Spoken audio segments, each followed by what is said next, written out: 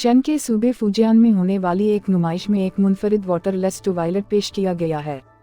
यह टॉयलेट फुजले को फ्लश करने के लिए पानी इस्तेमाल नहीं करता बल्कि फुजले को ही लिक्विड में बदलकर फ्लश कर देता है। माहिरीन का कहना है कि ये पानी की किल्लत वाले इलाकों में बहुत कारआमद साबित हो सकता है। मज़ीद तफसीलात इस वीडियो में। ये है रेडियो जीवे पाकिस्तान डिजिटल।